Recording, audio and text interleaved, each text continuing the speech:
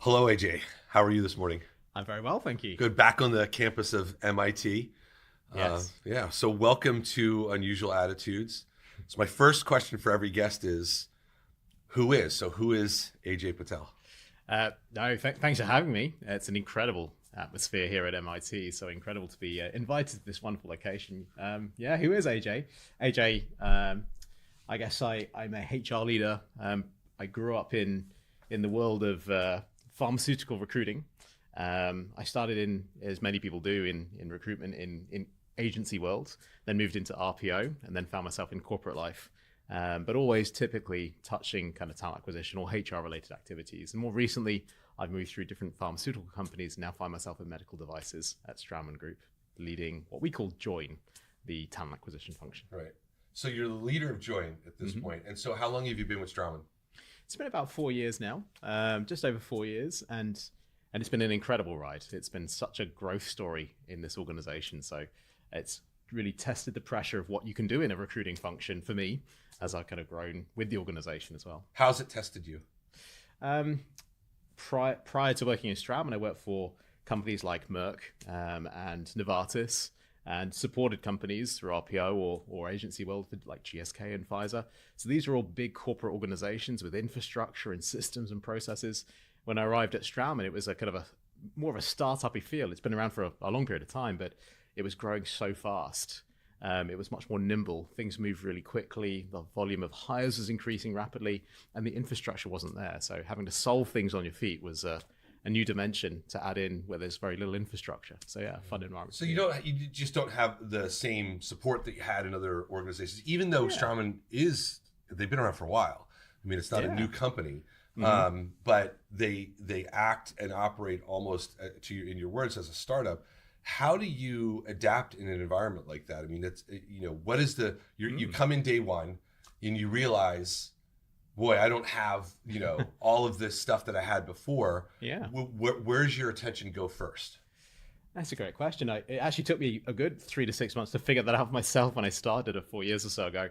When I arrived at Straumann, there was no professional, well, it's unfair to say unprofessional, but it wasn't a coordinated talent acquisition function. I was the guy in the corner of headquarter office saying, hey, we need to recruit over 1,000 people a year, but we don't really know how to do it, but figure it out.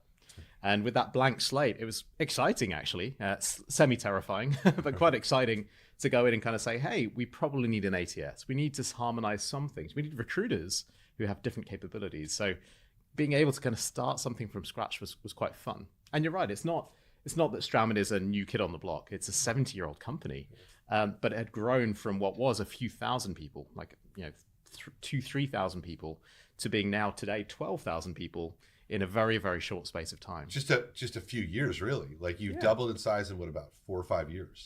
Exactly. Yeah. And that comes with its own kind of cultural challenges as well. We have great people doing great work. They've been incredibly successful, making lots of money. Why change? But actually the infrastructure is changing. The demands of what talent we need, how you do leadership, the culture, how we communicate. Matrix working is a new dimension when you get to that kind of size. So helping recruit leaders and then recruit people in that environment is a fun challenge. Yeah. But you haven't always been in HR. At least your interests haven't always been in HR. Yeah. Let's talk a little bit about just growing up. Tell us where you're from. Sure. Yeah. So I'm of Indian origin, although I was born in the UK. I grew up in Bristol, in the west of England, and over time I kind of gained an interest in astrophysics, or science generally, I would say, and later decided to do a degree in astrophysics. So I know Phenom often talks about they're not normals, but that would certainly be mine. It's not that common to start in astrophysics and then land in HR. So that's slightly unusual. But I probably watched too much Star Trek as a kid. Really loved the kind of scientific elements. And I would say it's been such a really good connection to actually take this kind of engineering mindset in building rockets and do scientific stuff and actually apply that to now what's emerging as nerds taking over the universe with data, tech, AI being the pillar of kind of what really makes people successful as well. So that's been really interesting to bring into different organizations and help them grow and transform. Yeah, I mean, for myself, I've had a long interest in astrophysics and physics in general and cosmology. and I've dabbled in no formal education. You actually went to university for it. You went to University of Birmingham, correct? I did, yeah, in the UK. So what I mean, at that point in time, what was the plan? Changed, but what was the plan? Like you go and study astrophysics. You must have had something in mind. What was it? I mean, I'm not sure I had a master plan, if I'm really honest. It was kind of like a progression through the subjects I enjoyed at school. Right. And sci-fi TV, I guess. And it kind of culminated in a real interest in maths and physics, which then slowly, as I got good at those, and in the UK, you specialize in 2 or 3 topics in your later educational career. And then I decided to jump on astrophysics, to not get into work yet, right. but also, really do something I enjoyed and was passionate about. And it was a great degree. I loved every moment of it. I'm not the greatest mathematician on the planet, right. But the content was You're probably really above the average person, though. I've not measured everyone. Right. Oh, yeah, that my is maths is pretty good. Astrophysicist answer. Well, yeah, possibly. But there's a real passion for the content. It's so interesting to read. Yeah, sci-fi movies and stuff are really cool. But there's the grounding of really why are we here? And I don't want to get too philosophical, but why are we here? What is the universe made of? Where did we come from? Where are we going? These are really cool fundamental questions that I think everybody at some point in their life chooses to question. And then I tried to discover some answers earlier in my life, I guess. Did you find the answer? Because that would be really cool on my podcast to be able to give folks that answer. I don't have the answer. No pressure. There's no meaning of life answer from AJ. Right. I'm sorry. Right. But it's sort of that universal question, right? Like, why are we here? What's our purpose? Where is it going? What happens after all this? And we strive to. And I don't know that those answers. I don't know that we're meant to know. I don't know that we're not meant to know. It's sort of the unknown unknown. Mm-hmm. But the journey of discovery, of trying to get to that answer, you discover many other things along the way. Yeah. And for you, there might have been and has been the interest, from a science fiction point of view, which is, you talk about Star Trek, Star Wars, right? You can go down the list of,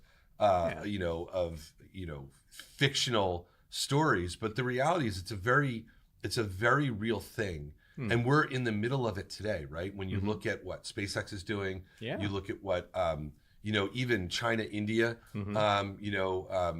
getting into the space race as it might be. And so there's this sort of renewed interest. For a while,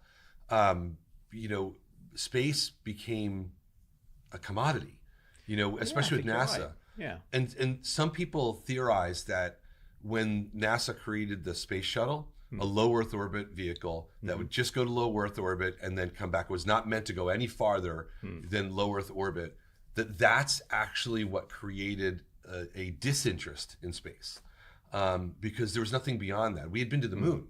Yeah. Why aren't we going farther? And so I know outside of the politics of Elon Musk, he's the one has been challenging this notion that, we need to look beyond it. What's your thought? Where are we meant to go? Are we meant to continue to be explorers, or is this it? I think there's an innate property in humans to just question the universe and innovate and try and understand this innate curiosity that people have.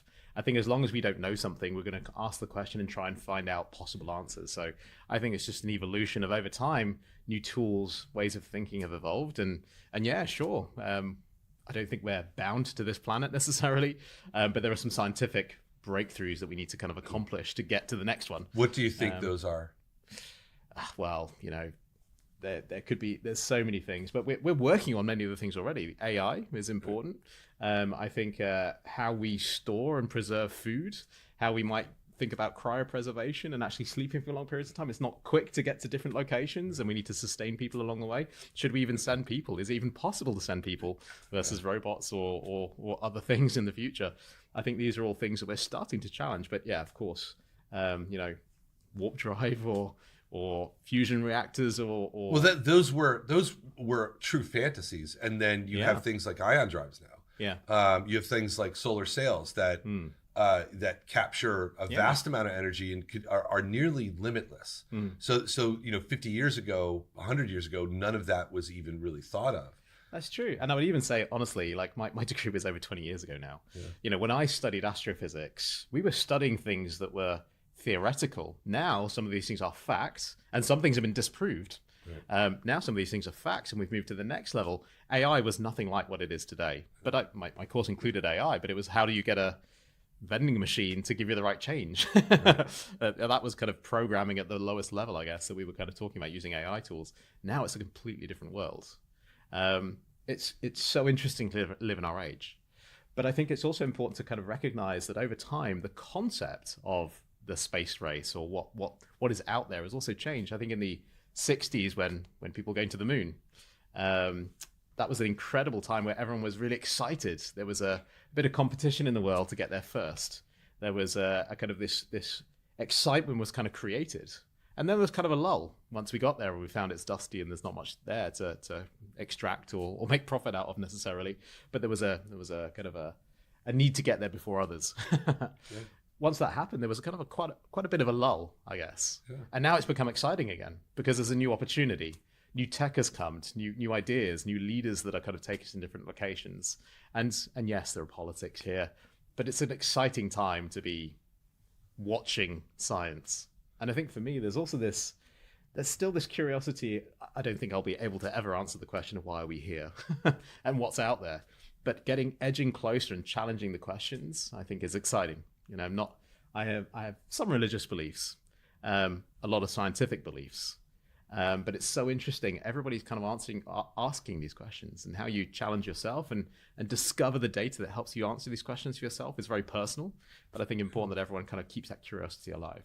And I think, you know, one of my, we talked right before this podcast, and my youngest son, you know, we named after Carl Sagan, and you know, I read his original book, Contact. I don't know if you've ever read Contact. It's one of my favorite books because you talk about it's almost like the two halves of human nature, which is the scientific part where we want to understand the world and we want to know that it's real. But there's also a part of us that, for many of us who hold a faith of any denomination, of any spirituality, you know, it's just a belief system. Right. And sometimes those two things can conflict. But what Carl talked about was those two things actually can work in concert because they are who we are. Right. There's this vast unknown that we really can't explain. Some of it over time, scientifically, we will be able to explain. And Ricky Gervais always says, who's, you know, devout atheist, you know, but he talks about if you were to get rid of all the religious texts in the world, and bring them back, they would come back different, right? If you got rid of all the scientific books in the world and brought them back, they'd come back exactly the same. And that's a pretty strong argument against, you know, a religious or a belief in a higher power. I don't tend to agree with that. But what I tend to agree with is that faith, and I'd love to get your take on this, that faith is something that you develop personally, regardless of the system of faith that you ascribe to, that it becomes so personal to you that it should be a different story. Even, you know, so what is your take on how is there a struggle internally for you sometimes between the scientific mind and the faithful mind?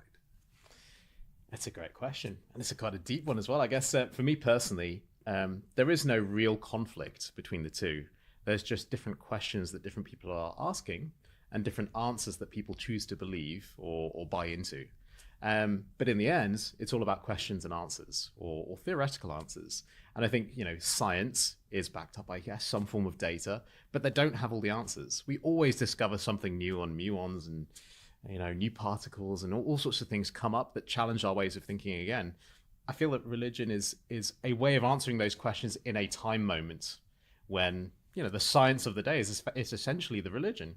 And many of the things evolve over time, and some religions will evolve over time. Yeah, maybe if you removed all the text, maybe the religious text of today would be quite different. Perhaps that's true. But I think in the end, it's about humankind asking good questions, questioning the universe, being curious, and trying to find their place and meaning in life, and choose to believe what they want to. I think that's perfectly fine. I think there's more of a synergy than a conflict, honestly. So yeah, I would agree. And I think when the things that bring us together is the recognition of that, right? Like that you can have a system of belief, and you can have a faith in something that you may never know the answer to. Yeah. But at the same time, if you go back 200 years, 500 years, 1,000 years, there were many scientific things, to your point earlier, that you went to university 20 years ago, things that were theoretical, some are proven, some are disproven. Yeah. That's in a 20-year period. Yeah. We've been around for hundreds of thousands of years.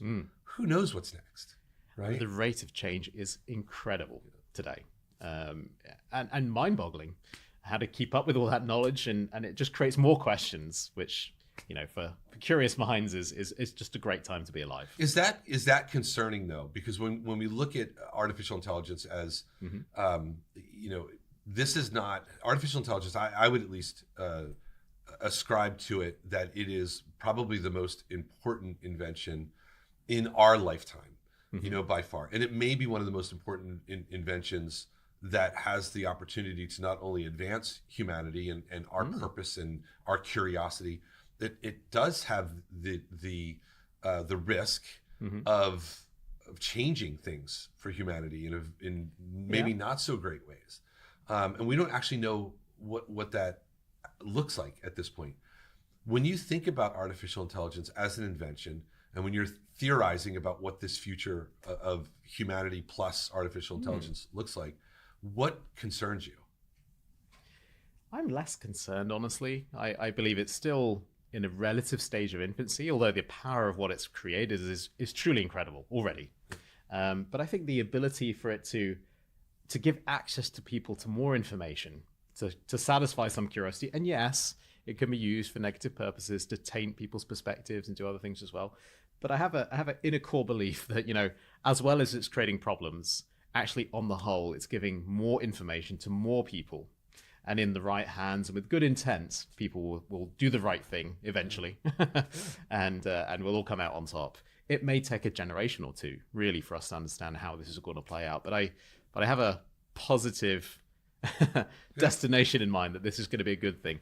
There's of course risks, and I think we should be looking at these and mitigating against the ones that might be, you know, really scary risks. But I have a generally positive outlook on how this may play out. Yeah, I agree. And I've been, you know, trying my best to offer a different point of view, especially through social media and just commenting on what others are saying. I think we have a responsibility, those of us that, like us, that are developing these technologies, using these technologies, have a responsibility to explain what is real and what isn't. And there's a narrative right now that's playing out. It's such a wonderful, fantastical narrative of like, you know, the Terminator, you know, Skynet, you know, AI is simply, we're going to wake up one day and it's going to try to eliminate human beings. We are so far from that, from that as a reality. But there are people out there that think like to fearmonger a little bit and scare people. You know, the reality of the business that you and I are in, which is the people business, the fear is that artificial intelligence is just simply going to take your job. Sure. How do you combat that narrative? What is your approach to realistically looking at the impact of artificial intelligence and helping people maybe simmer down that fear a little bit? And by the way, some fear is healthy for us. I mean, you know, as human beings, fear has driven us to do many great things, and helps us find the actual reality. But too much fear could prevent people from engaging with the technology and using it to leverage it to advantage themselves. So when you're having this conversation with friends and family, because they know you're in this space, they know you're using these technologies, how are you steering that conversation away from fear and into more maybe curiosity? No, it's a great question. I think, you know, even with my son, with family members, and even at work, we have active discussions around, you know, what is AI? Just trying to give that basic level of education of what it is, what to fear, and what to actually just embrace as well. I think when people generally fear what they don't understand. So I think for my family, for us at work as well, it's really just edging up our capabilities to understand what's coming and how to take advantage of the things to gain on efficiency or productivity, which is where I think mostly AI is playing a big part today. I don't really think that at this point we have this AGI kind of capability. This is still AGI, artificial general intelligence. So conscious. I think intelligence. we might perceive that it's around the corner, Right. and it may well be, for all I know. But I think we're still quite a far way off there. There's no understanding in a computer about what LLMs are kind of putting one word in front of another. It's not true understanding, but it's fast, and it can sound and look and feel impressive when it starts talking or looking back at you with a face on a screen. But I think we're quite a long way away from a Terminator. Right. I hope we are anyway. I agree. It's the way I typically describe it is that artificial intelligence in its current most sophisticated state for the everyday user, the things that we have access to, it's really a parrot. Yeah, it is a incredibly fast parrot, and that parrot has learned a lot, but it is parroting what we have taught it, the patterns of our languages, the patterns of our mathematics, the patterns of our engineering, but it's not creating something new. Not yet. Not in that sense. Yeah. And we're probably a little ways away from that, right? When you talk about AGI, artificial general intelligence, where it is going to think like a human being, therefore it will be able to think of things we haven't. But AI, let's see if you agree with this, does not experience the world. It literally doesn't experience anything.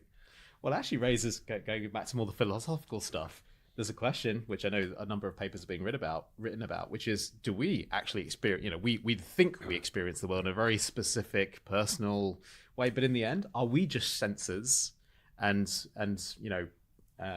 computing power? Yeah. And we just do it in a very complex way. So there's even a question in terms of our existence. Our existence and reality. And there are some that, and this is a very serious conversation, actually, about just the state in which we exist. That this could all be manifested from a machine. Could be. And we have no way to actually disprove it. And that's the wonderful thing about science for me. And I'm sure it's what attracts you, as a scientist, is that we are curious about that unknown, and that possibility that we are in a matrix is very real. It could well be, but I don't know that you can. I don't want to believe. I don't want to be. I don't want to be a battery, right? As the movie would go, right? Yeah. But it is a possibility, because if we think about how the machines that we've designed and how we know that they think, and how they output and how they consume information around the world, is it really that different? What's missing? In right now, I think what's missing is things like empathy, right?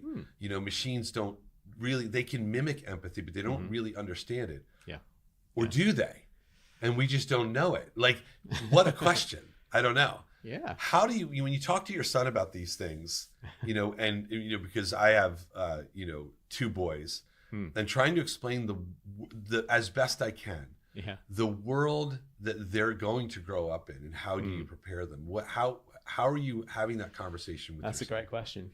And I actually had a very similar conversation with my colleagues at work about this. And I was complaining that my son was like, in the modern age of learning, my son has access to the internet, YouTube. So when he's learning at home, my feeling, because I grew up in a slightly different world of no internet in my younger years, was that he just watches the 1 minute YouTube video to learn something. Right.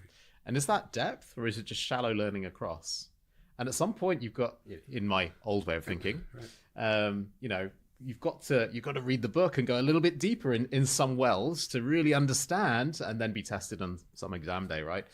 But the way that he learns is watch the 1 minute video, do some light reading, shallow learn all the way across. And I was talking to one of my colleagues at work about this, and she challenged me and said, yes, you're basically saying that they're not really learning at depth. But remember when we were kids, our parents would complain all the time that TVs were rotting our brain. Right. Is this the new TV?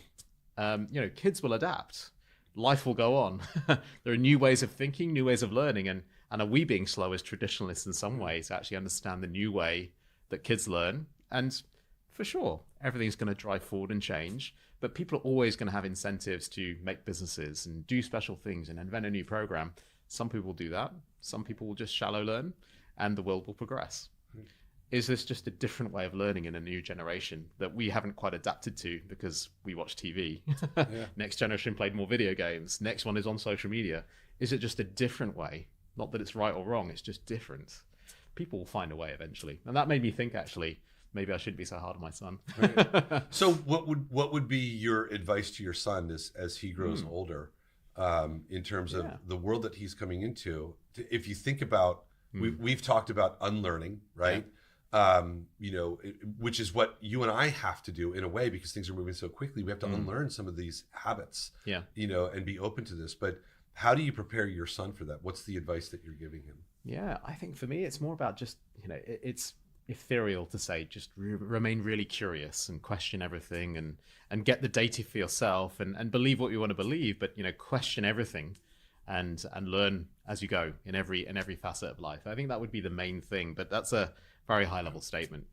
Follow your passions and really delve into something and create value for the world. And I think things will just materialize. But this concept of curiosity is really, really important, I think, for us, but also for new people coming into the market, kids included. Just remain super curious and don't believe everything. Challenge it, get to the data source. When it comes to AI, which will be, of course, more and more important over time, there's people always question, should you learn to program? Should you understand AI or not? I think probably something in the middle. It's important to understand how things are programmed. Maybe AI could do the programming for you, but it's important to understand how things are built, how it works, how it's engineered. And maybe that's the engineer in me coming out. But if you understand that makes you powerful. You don't have to understand the intricacies of everything, but understanding how the world ticks is really, really important. And for that, you need curiosity. I think that would be my best advice for my son. Well, he doesn't listen to me either way. That's right. I'm going to do what they want. So that's a great place to leave it. AJ, thank you so much for sharing your story. No, thank you. Really enjoyed it.